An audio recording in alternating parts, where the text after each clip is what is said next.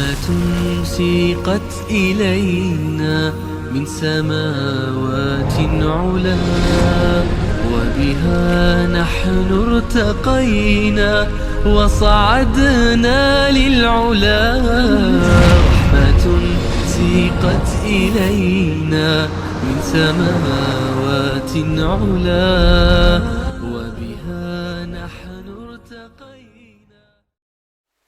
آج کے ہمارے اس درس کا عنوان ہے قصہ ابراہیم علیہ السلام دروس و عبر. ابراہیم علیہ السلام کی زندگی، آپ کی حیات مسلمانوں کے لیے اسوہ اور نمونہ ہے. آپ کی زندگی کئی حیثیتوں سے ہمارے لیے دروس اور فوائد پیش کرتی ہے. ہم آپ کی زندگی کو بحیثیت داعی دیکھ سکتے ہیں، بحیثیت والد دیکھ سکتے ہیں، بحیثیت شوہر بھی دیکھ سکتے ہیں، اور لوگوں نے اس میں مزید اضافے کیے، لیکن انشاءاللہ ہم آپ کی زندگی کو ان 3 حیثیتوں سے دیکھیں گے.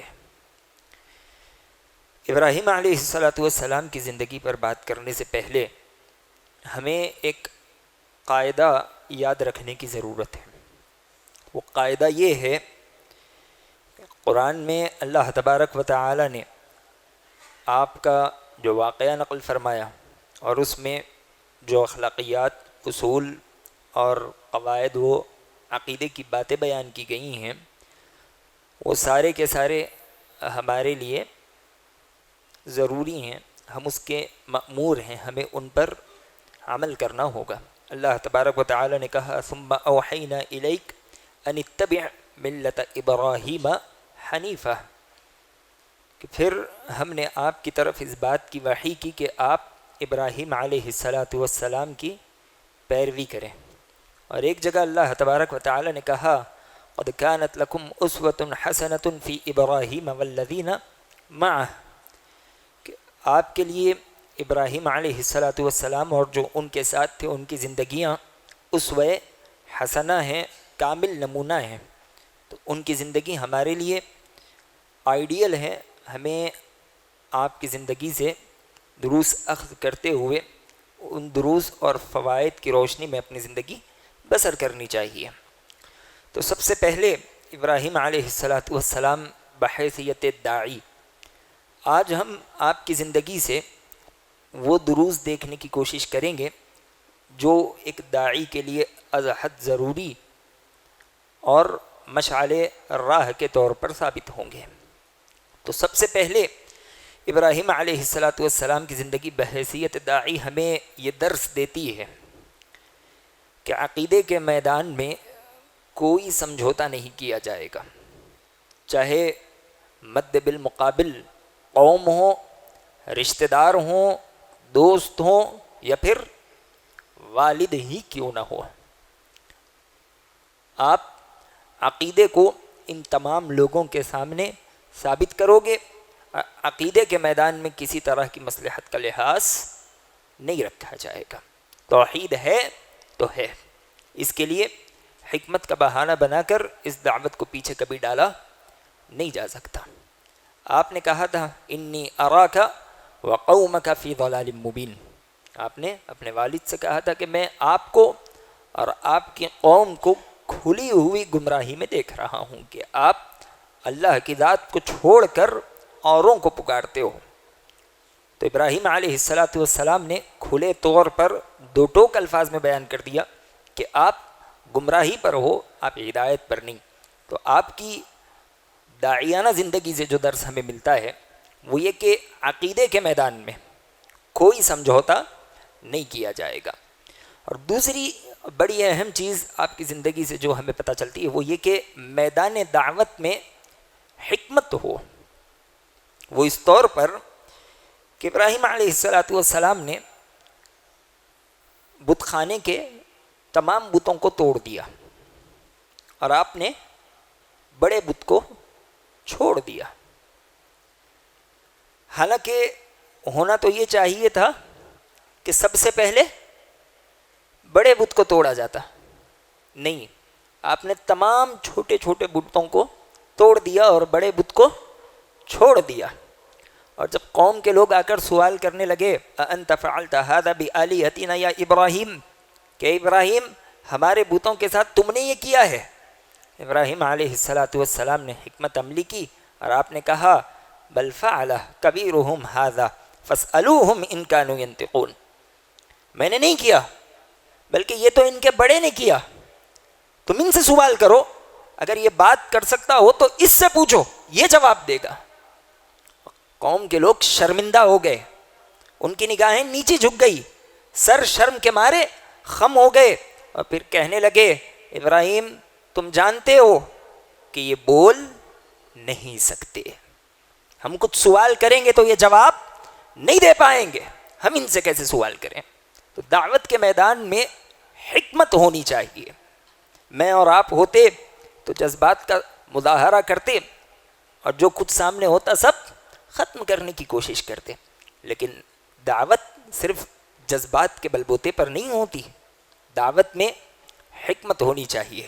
اور اسی طرح دعوت میں مضبوط دلیل ہونی چاہیے. آپ صرف جذبات سے یا الفاظ کے سانچے سے دعوت سامنے والے تک نہیں پہنچا سکتے. دعوت کے لیے بے حد ضروری ہے کہ آپ کی دلیل مضبوط ہو. ایک تو دلیل ابراہیم علیہ السلام نے قوم والوں کو دی کہ اگر بات کر سکتے ہو تو پوچھ لو. یہ دلیل ہے کہ بات نہیں کر سکتے تو جو بول نہیں سکتا سن نہیں سکتا وہ تمہیں کیا پالے گا، وہ کیا تمہیں تکلیفوں سے دور کرے گا. یہ ایک دلیل تھی. دوسری دلیل، جب یہ اپنے بادشاہ کے سامنے پہنچے تو بادشاہ کہنے لگا کہ میں مردے کو زندہ کرتا ہوں اور زندوں کو مارتا ہوں.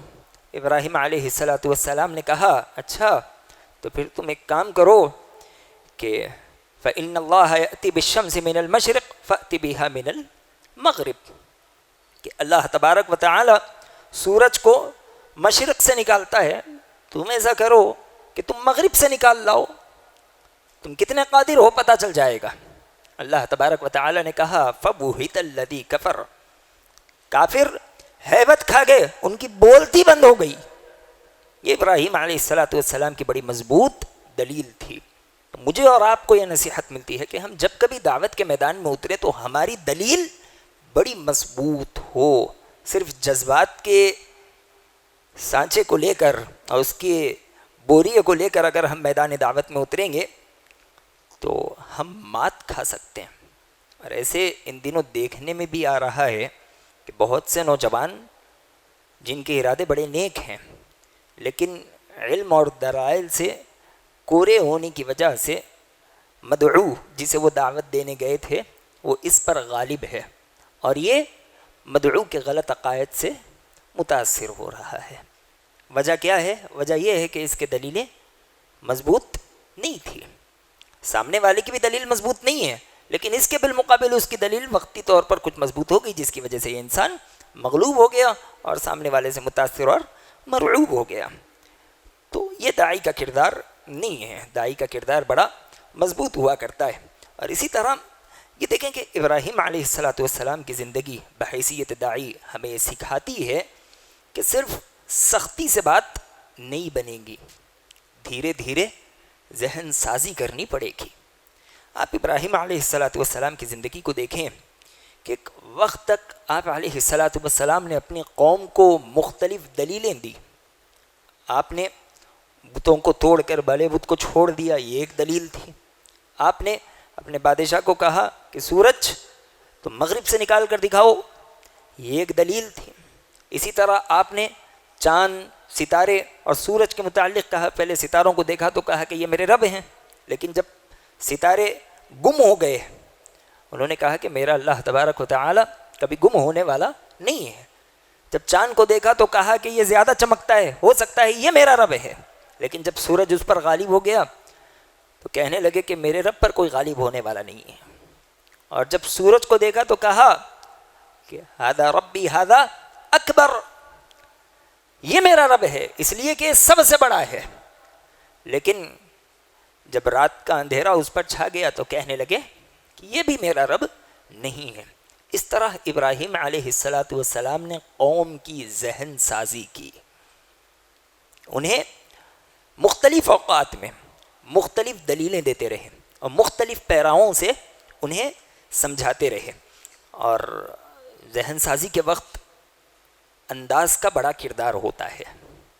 آپ دیکھیں ابراہیم علیہ السلام جب کبھی اپنے والد سے گفتگو کر رہے ہیں، کیسی گفتگو کر رہے ہیں؟ حالانکہ والد کفر پر ہیں، صریح جہالت پر ہیں، پتھر کے سامنے سر جھکا رہے ہیں، لیکن والد کے ساتھ کردار دیکھیے، یا ابتی یا ابتی یا ابتی، اے ابا جان اے ابا جان ایسا کیوں کرتے ہو، اے ابا جان ایسا نہ کیجیے۔ تو داعی کا انداز نرم ہونا چاہیے، اور اسی طرح ابراہیم علیہ السلام کی زندگی بحیثیت داعی ہمیں یہ درس دیتی ہے کہ جب دعوت کے میدان میں اترو تو اس کی شروعات کہاں سے ہونی چاہیے؟ جی گھر سے ہونی چاہیے۔ اور اللہ تبارک و تعالی نے بھی نبی علیہ السلام کو اسی بات کا حکم دیا۔ اللہ نے کہا وَأَنذِرْ عَشِيرَتَكَ الْأَقْرَبِينَ، کہ آپ کے جو قریبی رشتہ دار ہیں اے محمد صلی اللہ علیہ وسلم آپ انہیں ڈرائیے۔ اور اللہ نے قرآن میں ایک دوسرے مقام پر کہا یا ایھا الذین آمنوا قوا انفسکم واہلیکم نارا، اے ایمان والو اپنے آپ کو اور اپنے اہل و عیال کو جہنم کی آگ سے بچاؤ۔ تو میں اور آپ بحیثیت داعی ہمیں سب سے پہلے اور سب سے زیادہ خود کی اور اپنے اہل و عیال کی فکر کرنی چاہیے کہ وہ جہنم سے بچ جائیں۔ سب سے پہلے ان کی اصلاح کے لیے ہمیں آگے بڑھنے کی ضرورت ہے۔ آج ہمارے گھروں کا ماحول کیا ہے؟ لیکن ہمیں گفتگو کرنی ہے سعودی کے متعلق، ہمیں گفتگو کرنی ہے ترکی کے متعلق، ہمیں ہندوستان کے دوسرے بڑے بڑے مسائل پر گفتگو کرنی ہے، جمعیت کے مسائل پر گفتگو کرنی ہے، لیکن ہمارے گھر کا ماحول کیا ہے؟ ہمیں پہلے اس کا جائزہ لینا چاہیے۔ اللہ تبارک و تعالی نے کہا وَأَنفُسَكُمْ وَأَهْلِيكُمْ نَارًا، پہلے تم خود کو بچاؤ اور اپنے اہل و عیال کو بچاؤ، ان کی اصلاح کرو، پھر اس کے بعد اگر وہ صحیح ہو جائے تو ہمارا دائرہ بڑھتا جائے گا۔ لیکن ہم پہلی سیڑھی پر قدم رکھنے سے پہلے آخری سیڑھی پر پہنچ جائے، یہ دعوت کا اصول نہیں ہے۔ اور اسی طرح جو داعی ہے اسے چاہیے کہ وہ مدعو کے حق میں دعا کرے۔ ہم جس کسی کے سامنے خیر کی باتیں رکھیں، صرف بات رکھ دینا کافی نہیں ہے، ہمارے دل میں اس کے لیے درد کا ہونا ضروری ہے کہ ہم اس کی اصلاح کی فکر کریں، اس کے لیے ہمارے دل میں ایک طرح کی تڑپ ہو، ہم اللہ تبارک و تعالی سے اس کے حق میں دعا کرتے رہیں۔ ابراہیم علیہ السلام نے کہا تھا کہ سلام علیک ساستغفر لک، آپ پر اللہ کی جانب سے سلامتی ہو، میں آپ کے لیے اللہ سے توبہ و استغفار کروں گا۔ نبی علیہ السلام کا کردار دیکھیے، طائف میں آپ علیہ السلام کو پتھر مارے گئے، کتنے پتھر کہ سر سے بہتا خون جوتیوں تک رس کر جمع ہو گیا۔ اور اسی طرح احد میں نبی علیہ السلام کو زخمی کیا گیا، آپ کے دندان مبارک ٹوٹ گئے، آپ کے رخسار زخمی ہو گئے، آپ کی پھسلی پر مار پڑ گئی، اس کے علاوہ بھی نبی علیہ السلام کو کئی تکلیفوں کا سامنا کرنا پڑا، لیکن آپ علیہ السلام اپنی امت کے حق میں کس قدر شفیق تھے، کس قدر حریص تھے کہ یہ امت ہدایت پر آ جائے۔ آپ خون پوچھتے جاتے اور اللہ تبارک و تعالی سے یہ دعا کرتے جاتے اللہم اغفر لقومی فإنہم لا يعلمون، کہ اللہ تبارک و تعالی میری اس قوم کو تو معاف کر دے، یہ نہیں جانتے کہ میں تیرا رسول ہوں، اگر یہ جانتے ہوتے تو یہ اس طرح کی حرکت نہیں کرتے۔ تو بحیثیت داعی ہمیں مدعو کے حق میں اللہ سے دعا کرنی چاہیے۔ اگر میں ایک سوال کروں مجھ سے اور آپ سے کہ ہم نے بہتوں کے سامنے آج تک قرآن و حدیث کی دعوت رکھی ہے، قرآن کی صحیح ترجمانی پیش کرنے کی کوشش کی ہے، لیکن جتنوں کے سامنے بھی آج تک ہم نے قرآن و حدیث کی دعوت پیش کی، کیا ہم نے ان میں سے کسی کے لیے دعا بھی کی ہے کہ اللہ الہ العالمین تو اسے ہدایت کے راستے پر لا دے؟ کبھی ہم نے راتوں میں اٹھ کر اللہ تبارک و تعالیٰ کے حضور ہمارے مدعو کے لیے گڑ گڑا کر دعائیں کی؟ شاید جواب نفی میں آئے گا۔ یہ کامل داعی کا کردار نہیں ہے۔ جو داعی حقیقی ہوتا ہے وہ میدان کے ساتھ ساتھ اللہ تبارک و تعالیٰ سے بھی دعاؤں میں مشغول رہتا ہے۔ اور ہم جب دعوت کا کورس کر رہے تھے تو اس وقت جو ہمیں دعوت کی ٹریننگ دے رہے تھے اس میں جو ہیڈ تھے وہ اعجاز ثاقب عمری حفظہ اللہ تھے۔ انہوں نے ہم سے کہا تھا کہ آج سے آپ کا ہوم ورک یہ ہے کہ آپ ایک آدمی کو سلیکٹ کر لیجئے، سوچئے کہ مجھے اس کے لیے داعی بننے کی ضرورت ہے، میں اس کا داعی رہوں گا، وہ میرا مدعو رہے گا۔ آپ اسے دعوت 2-3 روز بعد دیں گے، لیکن 2-3 روز قبل ہی آپ اس کے حق میں دعائیں شروع کر دیں گے۔ آپ 2 سے 3 دن تک اس کے لیے دعائیں کرتے رہیں گے، اللہ تبارک و تعالیٰ آپ کے لیے راستہ ہموار کرے گا، پھر آپ اس کے سامنے دعوت پیش کرو گے، آپ کی دعوت اثر انداز ہوگی۔ اور جب ہم ایسا کردار ادا کریں گے تو مدعو کی طرف سے اگر کچھ سختی ہو بھی تو ہم اسے سہ لیں گے، کیونکہ ہم نے اس کے لیے راتوں میں دعائیں کی ہیں، ہم نے اللہ تبارک و تعالیٰ اس کی ہدایت، اللہ سے ہم نے اس کی ہدایت طلب فرمائی ہے۔ تو یہ ایک داعی کا کردار ہے کہ وہ مدعو کے لیے دعا کرے۔ اور داعی کا ایک کردار یہ بھی ہے کہ وہ ہر حال میں اللہ تبارک و تعالیٰ ہی سے مدد طلب کرے اور اسی کی ذات پر یقین بھی رکھے۔ قوم نے ابراہیم علیہ السلام کو آگ میں ڈالنے کا فیصلہ کیا، اور ایسی آگ کہ تاریخ کی روایتوں میں آتا ہے کہ اتنی بڑی آگ دنیا میں کبھی جلائی ہی نہیں گئی تھی، اس کے شعلے آسمان چھوتے تھے، اور ہر آدمی ثواب کی نیت سے ایندھن جمع کیا کرتا تھا۔ ابراہیم علیہ السلام ویسی آگ میں ڈالے جانے کے لیے لے جائے جانے لگے تو جبریل علیہ السلام آئے اور آپ نے کہا کہ اگر آپ کہو تو ہم آپ کی مدد کریں۔ لیکن ابراہیم علیہ السلام کا کیا جواب تھا؟ انہوں نے کہا کہ نہیں، حسبنا اللہ ونعم الوکیل، کہ ہم اللہ تبارک و تعالیٰ پر بھروسہ کرتے ہیں، وہ بہترین کارساز ہے، وہ بہترین مددگار ہے، وہی اللہ ہماری مدد کرے گا۔ اور اللہ کی مدد اس کے نتیجے میں کیا آئی؟ اللہ تبارک و تعالیٰ نے آگ سے کہا یا نار کونی بردا وسلاما علی ابراہیم، آگ کو اللہ تبارک و تعالیٰ نے ٹھنڈا کر دیا، سلامتی والا کر دیا۔ جس کی کیفیت جلا کر راکھ کرنا ہے وہ آگ ابراہیم علیہ السلام کے لیے سلامتی والی ہو گئی۔ آگ ابراہیم علیہ السلام کا رومٹا تک نہیں بگاڑ سکی۔ تو ایک داعی کا کردار یقین والا ہونا چاہیے، اور وہ بھروسہ کرے تو اللہ تبارک و تعالیٰ کی ذات ہی پر بھروسہ کرے کہ اللہ کے ہوتے اسے کوئی چیز نقصان پہنچانے والی نہیں ہے۔ اور اسی طرح ابراہیم علیہ السلام کی زندگی ہمیں یہ بھی درس دیتی ہے کہ کبھی اعتبار کثرت کا نہیں ہوتا۔ پچھلے درسوں میں بھی یعنی غالباً نوح علیہ السلام کے قصے میں ہم نے کہا تھا کہ اعتبار کبھی کثرت کا نہیں ہوتا، اعتبار دلیل کا ہوتا ہے، اعتبار حق کا ہوتا ہے، چاہے اس حق پر چلنے والے تھوڑے ہی کیوں نہ ہو۔ ابراہیم علیہ السلام کے بارے میں اللہ نے کہا ان ابراہیم کان امہ، ابراہیم اکیلے ہیں لیکن ایک امت کے برابر ہے۔ اور آج بہت سے لوگ قرآن و حدیث پر چلنے والوں کو اسی بات کا طعنہ دیتے ہیں کہ تمہاری تعداد کتنی ہے، تمہاری گنتی کتنی ہے، تم کتنے ہو۔ ساری دنیا میں دیکھو دوسرے فرقوں سے تعلق رکھنے والے کتنے ہیں، ان کی تعداد کتنی ہے، جن کی تعداد زیادہ ہے وہی حق پر ہوں گے۔ یہ دلیل ہی غلط ہے۔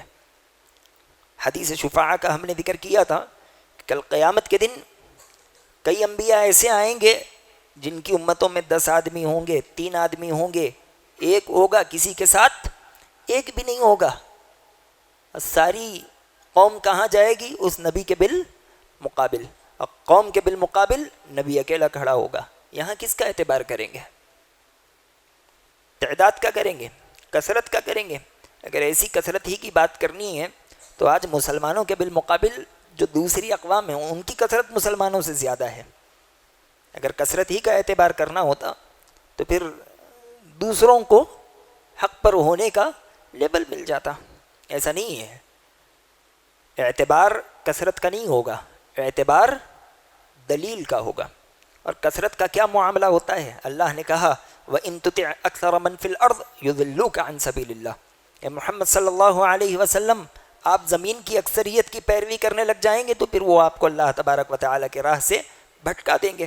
اور اسی طرح ایک جگہ اللہ تبارک و تعالیٰ نے کہا کہ وَلَكِنَّ أَكْثَرَ النَّاسِ لَا يَشْكُرُونَ، لیکن اکثر لوگ شکر گزار نہیں ہوتے۔ وَلَكِنَّ أَكْثَرَ النَّاسِ لَا يُؤْمِنُونَ، اکثر لوگ ایمان لانے والے نہیں ہوتے۔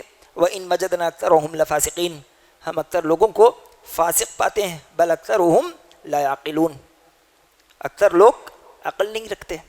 اللہ تبارک و تعالیٰ نے بڑی تعداد کی یہی صفات بیان فرمائی، اور اس کے بالمقابل دیکھیں جو قلیل ہوتے ہیں اللہ نے ان کی مدح سرائی فرمائی کہ قلیلا ما تشکرون، کہ کم لوگ ہی ہوتے ہیں جو اللہ تبارک و تعالیٰ کا شکر بجا لاتے ہیں۔ اس کے بعد ایک آخری درس بحیثیت داعی ابراہیم علیہ السلام کی زندگی سے جو ہمیں ملتا ہے وہ یہ کہ اللہ تبارک و تعالیٰ کے لیے اگر ہم کوئی چیز چھوڑتے ہیں، کسی چیز کی قربانی دیتے ہیں، تو اللہ کی ذات ہمیں اس سے بہتر چیز عطا کرتی ہے۔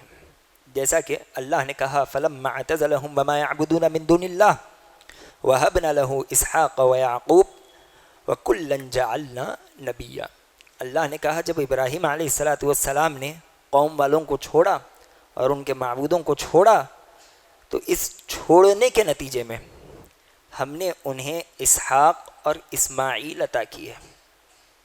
وَكُلًّا جَعَلْنَا نَبِيًّا، اور ہم نے انہیں نبی بھی بنا دیا۔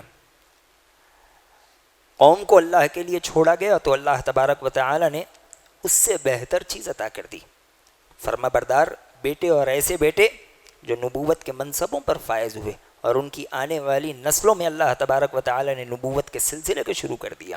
اس سے بہتر چیز اور کیا ہو سکتی ہے؟ اگر آج کوئی اللہ کے لیے کسی چیز کو چھوڑتا ہے، چاہے روپیہ ہو، منصب ہو، تعلقات ہو، رشتہ داری ہو، اگر وہ خالص اللہ کی رضا کے لیے کسی سے دور ہوتا ہے، اللہ تبارک و تعالی اس سے بہتر چیز اسے عطا کرے گا۔ یہ ابراہیم علیہ السلام کی زندگی سے ملنے والے کچھ دروس ہیں، اور باقی دروس ابراہیم علیہ السلام بحیثیت والد، ابراہیم علیہ السلام بحیثیت شوہر، انشاءاللہ کل کے درس میں ہم بیان کرنے کی کوشش کریں گے۔